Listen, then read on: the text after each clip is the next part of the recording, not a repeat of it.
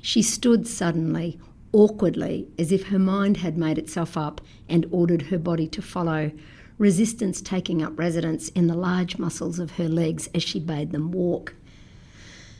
Above the lighted window was a shallow awning that didn't quite shield them from the rain, and under the awning a window box shaped like half a wheel. It housed a tiny crib lined with soft straw, over which was a blanket. Someone had crocheted a blanket of little squares in different colours, backed with thick wool. Someone had cared enough to do that. She laid him on the straw and put the blanket on top. He didn't cry, even though the rain was still falling and the awning was not keeping them dry. She bent over to wipe a droplet of water from his cheek with her thumb. He only looked at her, big eyes filled with that light, brightest in babies and the dying, the inner light that ebbs and flows with the passing of years. Years they would not pass together. "We don't always know the right thing," she said, her voice surprisingly true. The rain was more like sleet now. She mustn't tarry. Quickly, she started turning the handle, her fingers numb with the cold. The wheel creaked and began to turn inwards. The baby stirred a moment and then settled, eyes closing. As she wound the handle and the crib moved slowly away from her, she felt the rush of cold in her belly, a cold that would never now altogether leave her. Away from her towards his life. Welcome to the Good Reading Magazine podcast, sponsored by Pantera Press. Good Reading is a monthly magazine dedicated to books and reading and aims to help readers discover their next favourite book. You can find out more about the books discussed on today's podcast at goodreadingmagazine.com.au. Hi and welcome to the Good Reading Podcast. Angus Dalton here with you. You just heard journalist and author Mary-Rose MacColl reading from her new novel, The True Story of Maddie Bright. It follows a 17-year-old girl, Maddie, as she accepts a job as a serving girl on Prince Edward's 1920 royal tour of Australia. Decades later, in 1981, Maddie is living in a lopsided house in Brisbane. Her story intersects with that of a journalist in London, Victoria Bird, who's chasing down the identity of a famous writer who goes by the pen name M.A. Bright. I'm here with Mary-Rose in the Allen and Unwin office to chat about the book. Hi, Mary-Rose. Thanks for joining me. Hi, Angus. Lovely to be chatting to you. So, we're talking about this book, The True Story of Maddie Bright, and is it right to say that the idea for this novel began when you heard about an incident in 1920 where a royal train carrying the Prince of Wales derailed? Yes, that's right. So in 1920, Edward, who was the Prince of Wales before Charles, derailed in Western Australia, and I just found that really interesting that I had never heard that of a train crash that the sort of Prince of Wales was in, and 3 carriages went over on an embankment, and the Prince was okay. There were no injuries or anything, but even so, I just found that kind of interesting. I wouldn't say that was the spark for the novel, but what I would say is that I when I read about it, I thought, wow, wouldn't that be a great scene in a novel? And then just filed that away, really, and kind of went from there. Okay, yeah, it must have been a huge story at the time, like a royal person in a train crash in like the desert of Western Australia. It's a fabulous story, and I hadn't heard of it either until I started reading this book, so... Apparently he came out that window with a decanter, a whiskey decanter, and said, "I've managed to save what's important." And then when he got down and they asked him, was he all right, apparently he said, well, I'm just relieved that we finally managed to do something that wasn't on the blasted schedule. Because it was a very, very busy tour, and he was young, he was 26.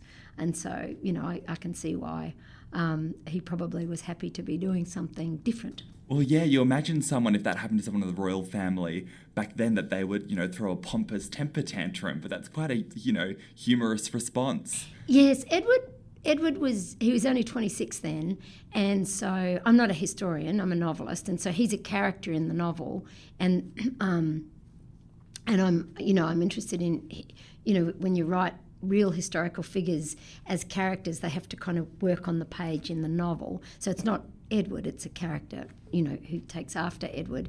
And he was 26 and a very kind of youthful, representing the future, very different from his father, who was very pompous and proper. And he was in that tour of Australia that he did in 1920 and of Canada in 1919, he was absolutely adored. He was very beautiful, charming. He drew people to him, a lot like Princess Diana 60 years later. And so I found these parallels between the two of them quite interesting.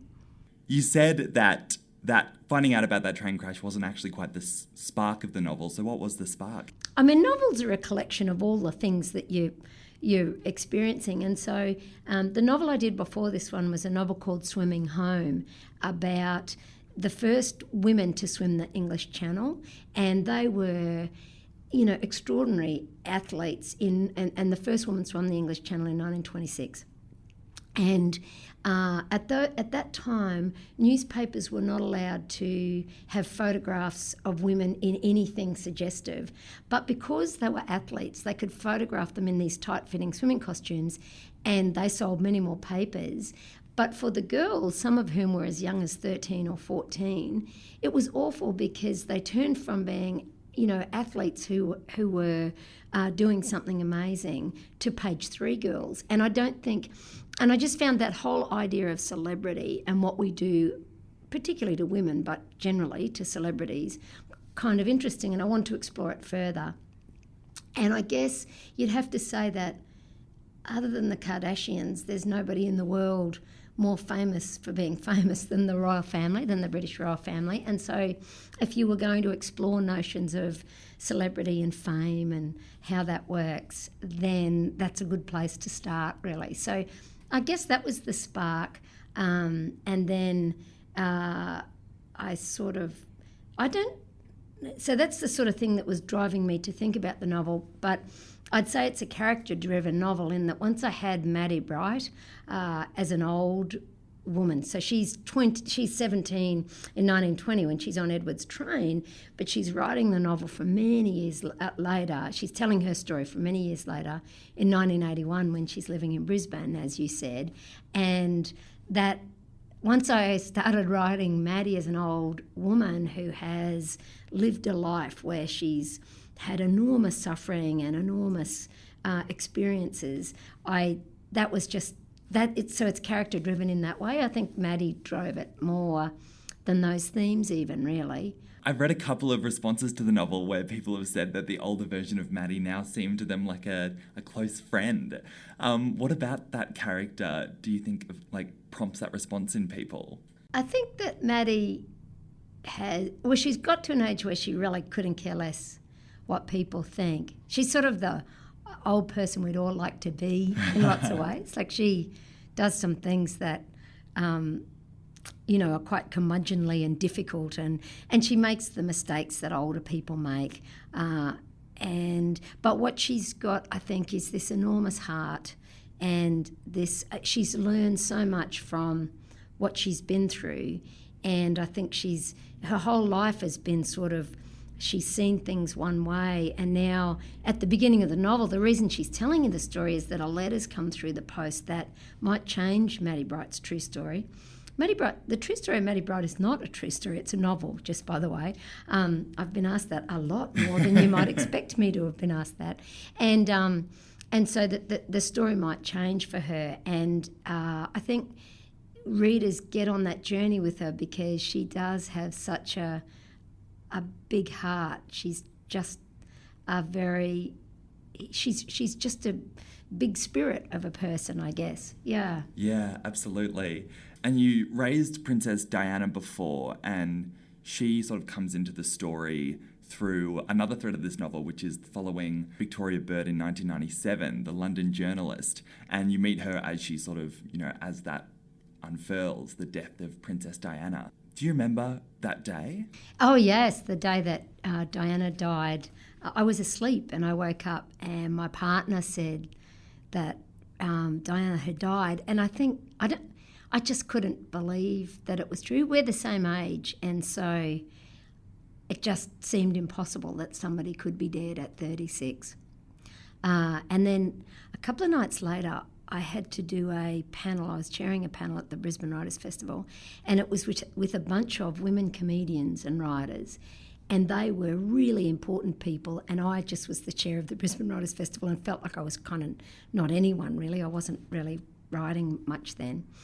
And I can remember in the prep session, someone raised Princess Diana's death, and one of the people on the panel or someone made a joke, a pretty tough joke, and I kind of thought, okay, well, that might be the way that we're going to deal with it. And we got the question from the audience. Someone asked, how do you feel about Diana's death? And it was Kaz Cook who answered the question, and I'm so glad it was, because it was just the perfect answer. I'm going to get teary now. And she just said, Diana was the one true princess of my lifetime, or something like that.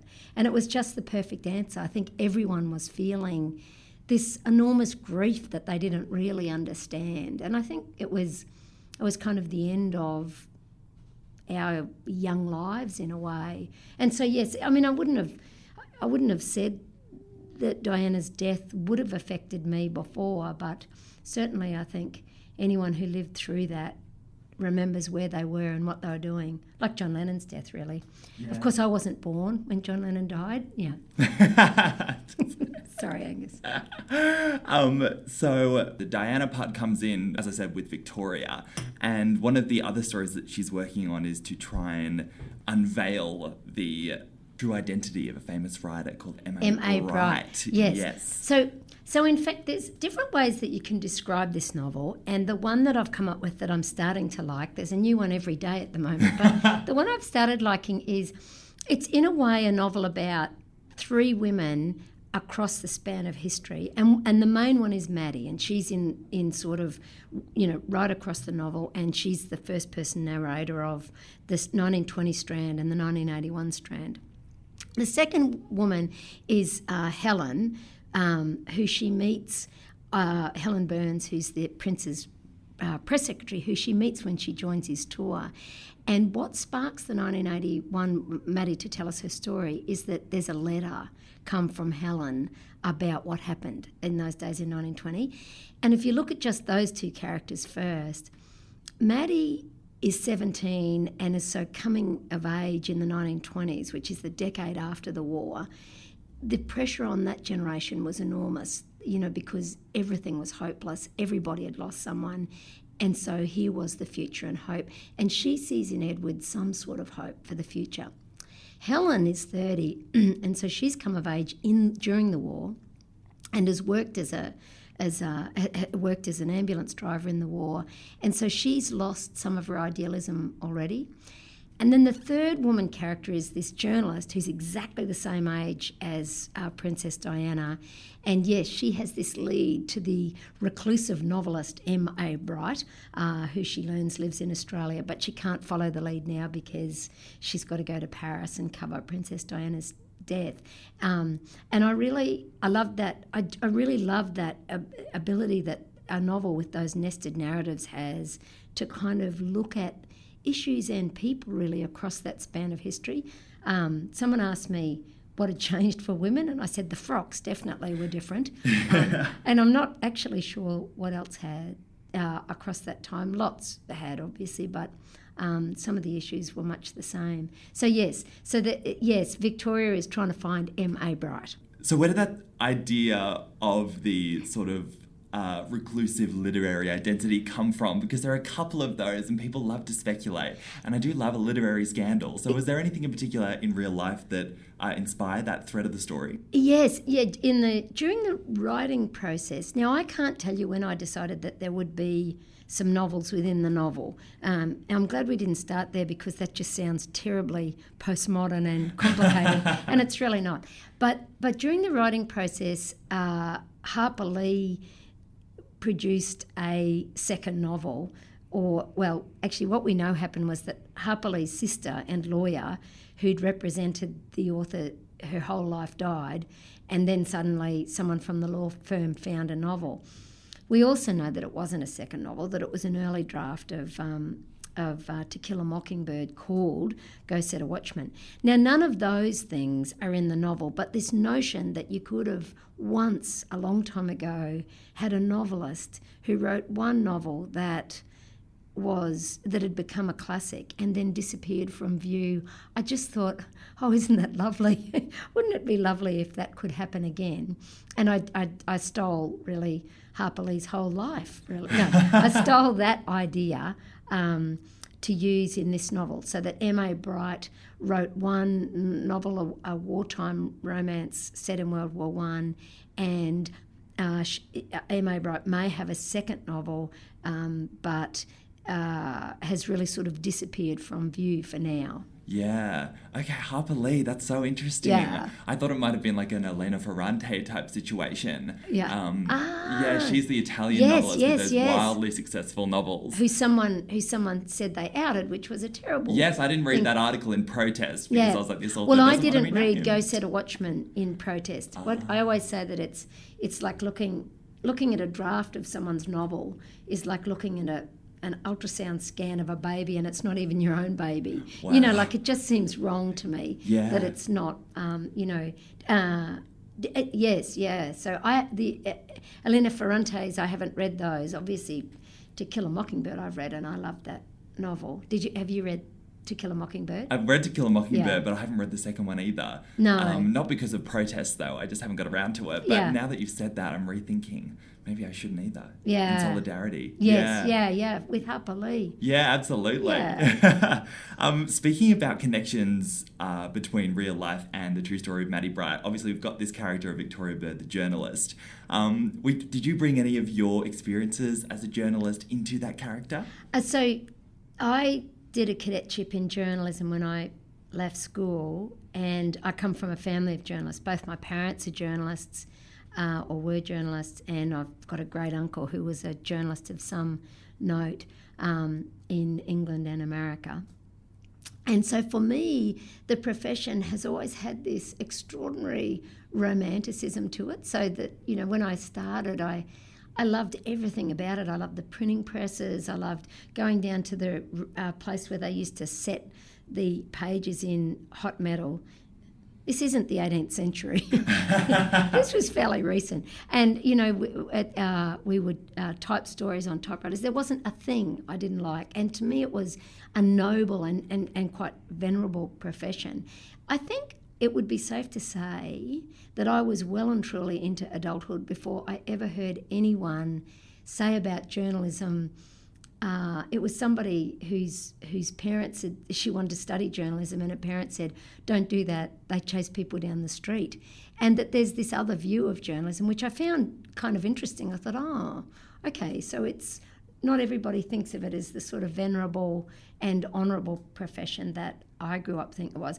And I've loved, you know, I'd rather my view, I've loved the spate of recent films from The Post to Spotlight, you know, that are just about what marvellous things journalists can do. And of course, where we are in the world now is journalism sort of, it's lost entirely its business model, and so we don't really have much journalism happening anymore.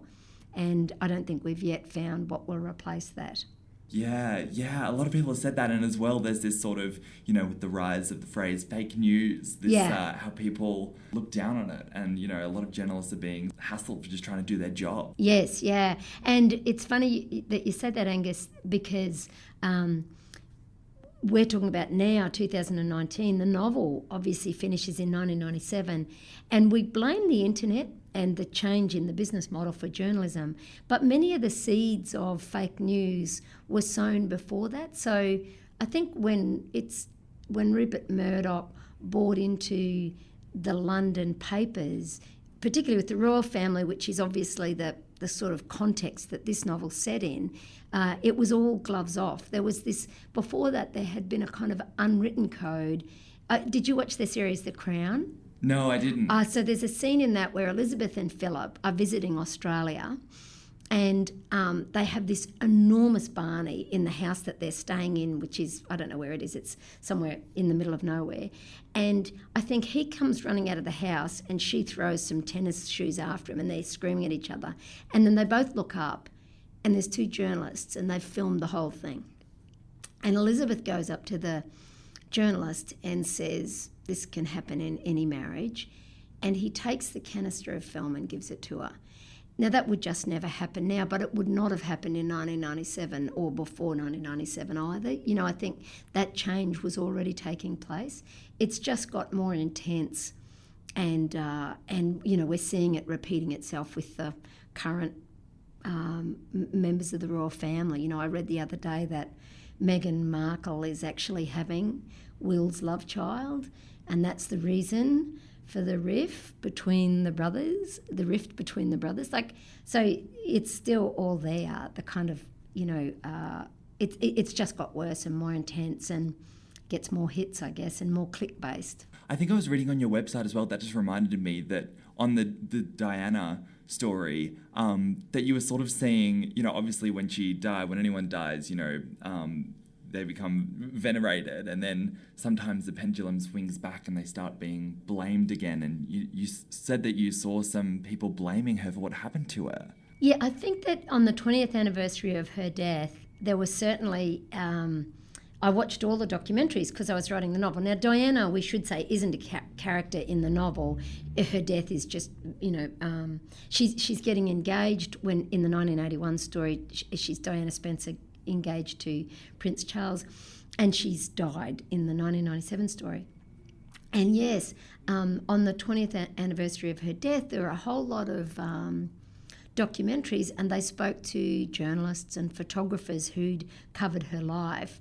And they've sort of come full circle, and I guess, you know, just straight after her death, it was that the kind of thinking was that she'd been hunted to death by the paparazzi, and maybe they are trying to somehow, you know, justify their role in the coverage of Diana or whatever. I don't know, but there was this sort of backlash of, well, she wasn't, you know, that wonderful anyway. And you know what? I didn't read anything or see anything that helped build. I saw a couple of things that were interesting, but I didn't really find anything, and I haven't written anything, certainly the novel doesn't do it, that really helps us understand what her life meant in the symbolic frame. Just the enormous grief at her passing, and I don't think we've quite understood that or unpacked that. In the novel, I think the thing I became really aware of, because I'm a mother, was that she was the mother of two boys, and they were quite young to lose their mother, and that no matter who they are or what they're born to or how much you hate the monarchy or think that, you know, we should be a republic, that's a really difficult thing for a young person to grow up with, and to grow up within the public domain, which those two boys have had to do. Yeah, absolutely. Speaking of motherhood, you read a part of the opening section to your book, which is, as you said, the novel within the novel, written by this mysterious M.A. Bright. And that's a scene of a mother standing before a foundling wheel where she was leaving her child. What is a foundling wheel? So a foundling wheel was really it's a modified version of a baby hatch or a baby box. And these are just devices where women could leave children anonymously, or people could leave children. It was mostly mothers. And the children would have some sort of life. They'd go to an orphanage. Now, so this is set in 1920, so that they wouldn't have much of a life probably. And in fact, the foundling wheel was a more modern version, so it's like a round cupboard where you'd put the baby in a crib and then it'd spin round and there'd be someone on the other side. And these were, I think they were a sort of technological innovation on just the baby box or the hatch. But really, however they work, that the idea is that you can leave a baby anonymously, and it's to stop babies being abandoned. And in some countries, we are in some countries there's new baby boxes and baby hatches where mostly mothers can leave babies instead of abandoning them. Oh, because the shame and the sort of. Yeah. Why did you decide to open the novel with that image of the mother leaving the baby? Well, lost babies are a theme that I keep coming back to, and in fact, my last book was a memoir which told a story from my own life about, and it's a book that originally was addressed to a daughter I gave up for adoption when I was 17, and so that theme is it recurs in my work, and I don't think that means that the novel is autobiographical. It's not at all. I didn't feel when I was writing that scene that it was me leaving the baby or anything, but I know that place. I know that profound grief of loss of a child, which is an enormous life experience, and so I think that affected the memoir that I did for a girl. The last book that I did certainly influenced me in terms of writing this book. Not only actually in terms of a lost baby, because there's a lost baby in Falling Snow and in Swimming Home. It's like a sort of join the dots, isn't it? But also in terms of, we talked before about fame and celebrity and Swimming Home, the novel. I also got a little taste of what it's like to be in the public domain, to have your own life out in the public domain, because when the memoir came out, there were lots of stories written about it. And I thought, you know what? If this was my life all the time, I'm not sure I'd like that very much. Yeah. It was mostly respectful coverage, and mostly people the readers of the memoir were people who had either lost a child or who were adopted themselves, or who the child in the memoirs was born through an odd relationship with a teacher and a husband when I was at school, and the memoir was published at the time of the Royal Commission and then into the time of Me Too. So there were I got lots of people who had stories like mine, and no one had ever told, they'd never been able to tell anyone their story, and when they read mine, they found that they could do that. So all those issues are probably in this novel as well, but just in it, novels, the thing I love about novels, it's really different. I'm rabbiting on, I know. That's what really, I'm here for. You're like a therapist. The thing I love about novels is that you can explore these issues and you can have the characters move in space, and it isn't your job to have the answers.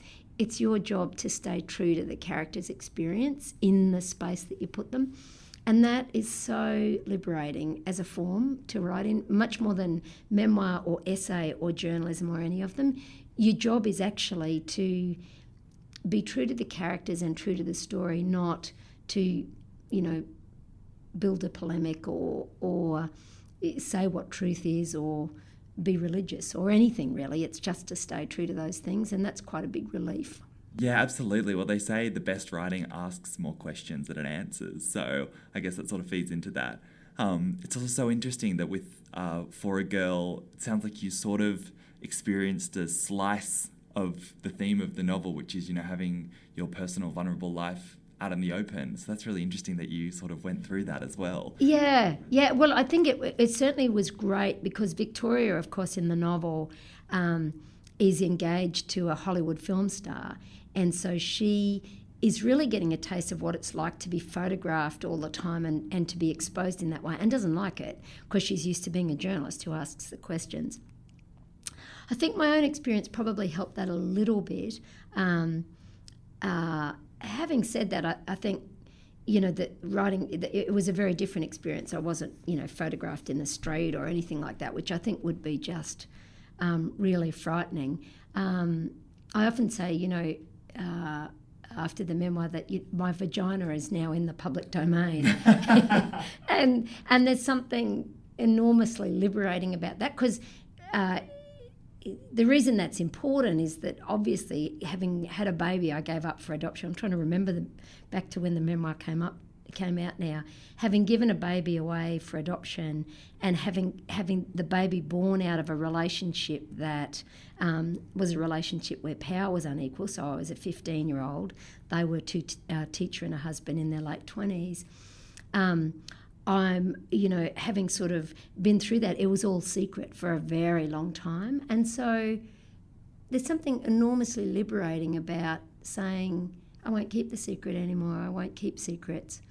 It's sort of, you don't have, there's something freeing about that. Have you read Women Who Run with the Wolves? No. So I've heard of that book though. Yeah, people have told me about it. Yeah, Clarissa Pinkola Estes, and she's a Jungian psychoanalyst, and so she presents stories and then gives you, sort of analyses them, and the stories are much more interesting than the analysis.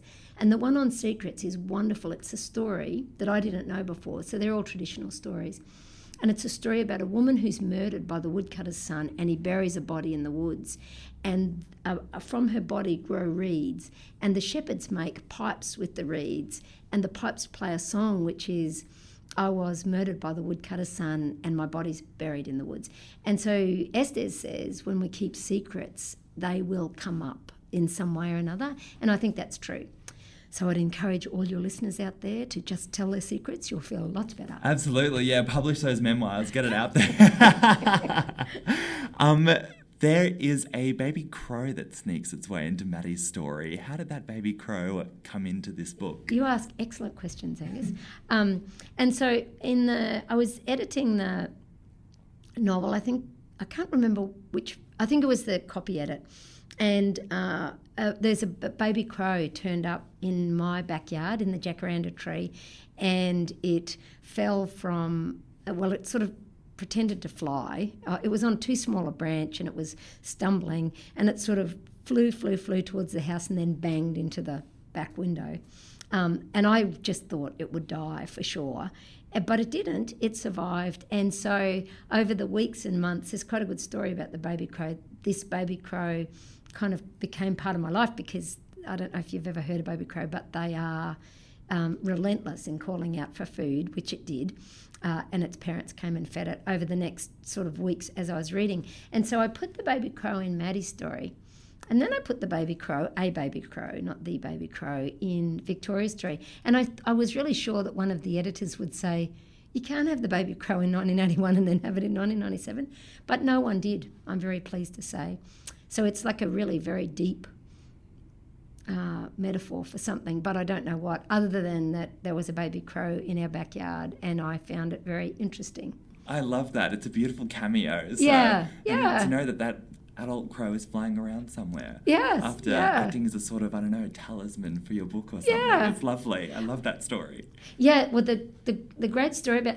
So first thing I did was ring the rescue people and say, I'm going to rescue the baby crow. And they said, whatever you do, don't rescue it. Its parents will be nearby. This is normal. And lucky I didn't. I didn't see any parents, but I started to see other crows around. But after a few weeks, the baby crow was crying out one morning. And do you have noisy miners in? Yeah. So this flock of noisy miners came down and just started pecking at its head. And I thought, they're going to kill it. And it's flapping its wings. It's just got no hope, because it's still very young. And like it would land on branches and fall over in a heap of crow because it was just so unco.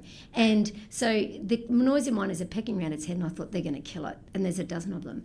And then, like from the top of the hill, they came in formation, like about a dozen crows, just came soaring down, but they didn't go to where the noisy miners, they went to the other side of the tree, which didn't make any sense to me. And then they came around the tree, the noisy miners went off with them, all the adult birds went off together, and the little baby crows, they're going, rah, rah. And then I heard this chirp, chirp, chirp, and on the other side of the tree were some baby noisy miners, and I think it was sort of like the crows went by the noisy miners to a murderer of crows, I called them, to sort of show what would happen if they touched the baby crow. It was just the most extraordinary, yeah. Oh my gosh, like an amazing interspecies saga playing out in your backyard. Sadly, I think I'd already sent the the pages off then, so we couldn't put that in the novel. For the next one. Yeah, That's for the fabulous. Next one. Yeah. So Mary-Rose, I'm going to ask, I think this will be my last question, but it might be the hardest one because we were talking about before how there are so many fascinating threads to this novel and they all work together so beautifully. But after putting it all together and having the finished copies and now the book's out on shelves, what do you think the story is really about? I think at its heart, it's a book about the things that happen to us that are really, really difficult and how we maintain our hope through those and our idealism at some level and end up still believing in goodness and a good world. I think that's... I think I made that up because that's my journey in life. But I hope that that's what the book has turned out to be about. Yeah. Absolutely. Very good questions, Angus. Really good questions. Oh, well, thank you. Well, The True Story of Maddie Bright is a really special book and I really loved reading it. So thank you so much for coming on to chat to me about it. Thanks, Angus. Thanks for tuning in to this episode of the Good Reading Podcast.